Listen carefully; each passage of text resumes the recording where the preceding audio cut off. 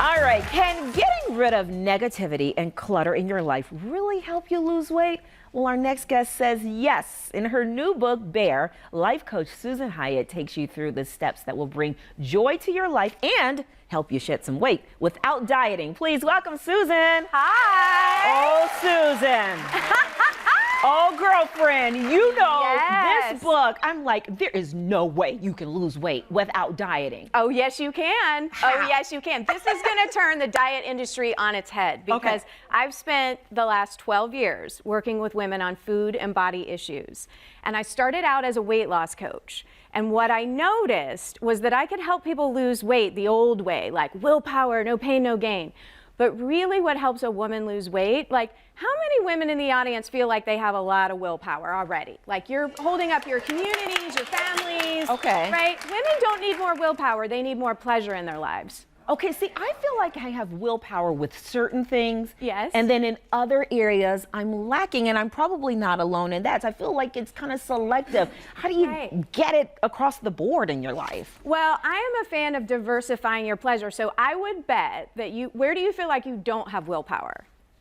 Food at night. Food at night, right? Yes. Because you're so busy all day doing this, right? And not taking a breath and not taking time. And not to, eating properly during the day. Eat attentively. So when you spend all day go, go, go and not paying attention to what you need, at the end of the day and in the evening, I used to plow through the fridge, plow through the pantry, especially when my kids were little. And so women really have to start tuning in, and the book takes you through 7 steps to do that so that you're not like, I had like a big old wheel of brie and some wine every night thinking I was treating myself. That wasn't a treat. That was not a treat. Okay, you talked about 7 steps, 7 weeks. It's a 7-week program. Yes. And one of the big components of the program is all about decluttering your life. Yes. Where do you begin to declutter?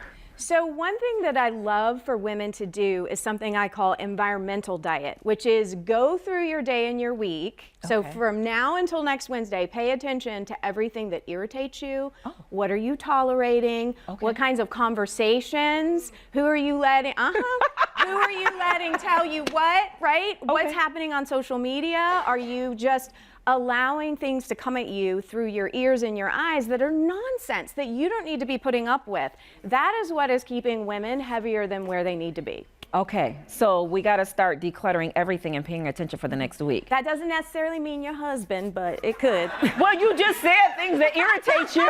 There might be some women who go, number 1, kids, number 2, husband. I mean, like, you can't get rid of them, can you? You can't. Well, you could, but it's more paying attention to what is it that they're doing and what are you thinking about it. So our mindset has a lot to do with that. Okay, I have so many questions I want to ask you. I want to talk about detoxing your mind, too, because you say that's important. It's really important. So another thing that I encourage people to do is eavesdrop on themselves periodically through the day. Oh, how? So you just tune in and what am I paying attention to? What am I thinking right now? And when you start listening to what you're telling yourself about, oh, this is so hard, or nothing matters anyway, or what's another donut, like whatever it is you're thinking, that has an effect on how you're feeling, and how you feel creates how you act in the world or withdraw, and then that gives you your life result. Okay, so maybe more positive affirmations? Absolutely. Paying attention to the mean girl in your head and clapping back at that and saying positive things. Yeah, and you know how to clap back too. I know that about you. Okay, so let's talk about this. Decluttering your closet, because you say you really only need 3 outfits? Well, I think you should have at least 3 outfits that spark joy, that feel like love. So most women that I work with, when I say, what kind of story is your closet telling you? They have all this ambition clothing, like, oh, if I just lose that 10 pounds, I can fit into this, which is not good. Get that out. Oh, wait, get rid of that outfit? Get rid of it, because every time you look at it, I guarantee you're thinking something negative, like, oh, I still can't wear it. I still can't fit into it. And then I was somebody who had like every size of jeans. Yeah, me too. Right? Every size. Because I was like, oh, I don't trust myself not to need the larger sizes. Right. So I clear it all out. The only thing in there is what fits you right now and that you feel great in. Now, I get a lot of pushback on this because women are like, no, I don't want to go shopping and I don't want to do that until I lose weight. But then what you're telling yourself is you're not worthy right now of looking and feeling amazing. And all of you deserve to feel amazing right now, how you're showing up today. Yeah. No, I get what you're saying. She's like, I get it, and Yeah. and what? Yeah, but what? Yeah, but I look at the size 6 jean as a way of going, you can do it. You can get back into this. If you're telling yourself something positive about it, I think that's great. Then I can keep it. I think you can keep it. Yes. As long as it sparks joy. That's like Marie Kondo's The Joy of Tony.